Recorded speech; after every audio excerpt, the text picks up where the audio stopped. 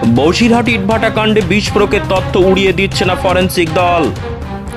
বসিরহাটের শতাব্দী প্রাচীন ভাটা শিল্পের নজিরবিহীন ঘটনা এই বিস্ফোরক মজুদ থাকার আশঙ্কা অভিজ্ঞ চিমনি প্রস্তুতকারকদের।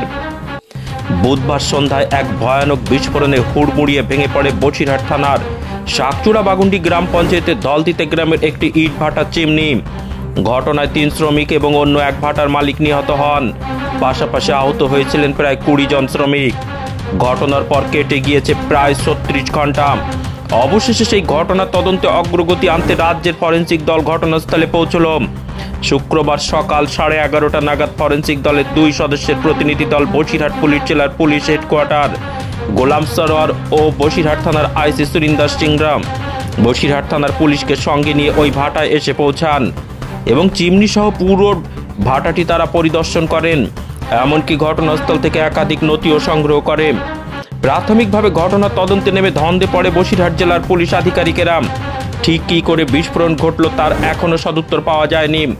তবে প্রাথমিকভাবে মনে করা হচ্ছিল রক্ষণাবেক্ষণের অভাব দীর্ঘদিন বন্ধ থাকার ফলে মিথেন গ্যাস জমে এবং সেই গ্যাস আগুনের সংস্পর্শে আসাতেই এই ঘটনা ঘটেছে। যদিও ফরেনসিক দল ইতিমধ্যে চিমনির ভেতরে ঢুকে পুরো জায়গাটি খতিয়ে দেখে এবং সেখানে কোনো গ্যাস মজুদ ছিল কিনা সেটাও পরীক্ষা করে দেখছে।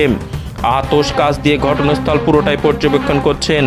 বিভিন্ন স্পটগুলি মোবাইল ক্যামেরা দিয়ে ছবি তুলে নিচ্ছিলেন এবং বেশ কিছু নমুনা সংগ্রহ করে তারা নথিও লিপিবদ্ধ করেছেন। এমনকি ভয়ানক কোনো বিস্ফোরকের উপস্থিতি থাকতে পারে কিনা সেটাও খতিয়ে দেখছে ফরেনসিক দলের আধিকারিকেরা।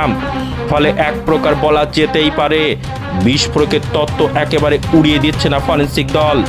ইতিমধ্যে ইটভাটা শ্রমিক হাফিজুল মণ্ডলের সহকর্মী নজরুল মণ্ডল সে দিনকার ঘটনার স্থলে থাকার সময় তিনি জানিয়েছিলেন এর পেছনে নিশ্চয়ই কোনো ষড়যন্ত্র রয়েছে। আমরা দীর্ঘদিন ধরে ভাটায় কাজ করে আসছি, কখনো এরকমভাবে চিমনিতে বিস্ফোরণ হয়নি। বিষয়টি খতিয়ে দেখুক পুলিশ প্রশাসন। আমরা ডেব্রিজ কিছু কালেকশন করেছি, এগুলোর ভিতরে কিছু আছে কিনা সেটা ল্যাবরেটরিতে টেস্ট করার পরেই বোঝা যাবে, এখন কিছু বলা যাচ্ছে।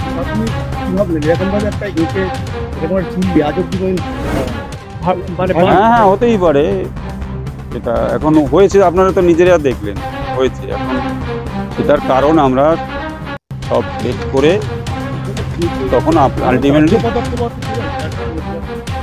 সেগুলো বললাম ল্যাবরেটরিতে টেস্ট করার পরেই বোঝা যাবে।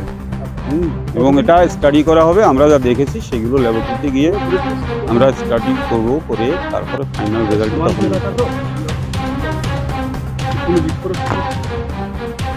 আমরা এটা তো টেস্ট না করে বলতে পারবো না, সেটা কেমিক্যাল টেস্ট করতে হবে। কথা বললাম যারা এখানের মালিক পক্ষ আছে, হ্যাঁ তাদের সঙ্গে কথা বলেছি। কথা বলে এই বিষয়টা জানতে চেষ্টা করেছি, কী হয়েছে না হয়েছে, কখন কী হয়েছে ইত্যাদি। কতদিন পরে জানা যাবে? কি সংগ্রহ করলেন আপনারা? এখানে ডেব্রিজ আর কি, যা আপনারা এই খোলার পরে যে জিনিসগুলো রয়েছে তার ভিতর থেকে কিছু কালেকশন করা হয়েছে, যেগুলো আমাদের কাজে লাগতে পারে মনে হয়েছে। সেরকম সন্দেহজনক বলতে আমরা টেস্ট করার জন্যে যেটা মনে হয়েছে সেটা নিয়েছি। এখন সেটা সন্দেহ আর সন্দেহের বাইরে নয়, তো টেস্টের প্রয়োজনে নিয়েছি।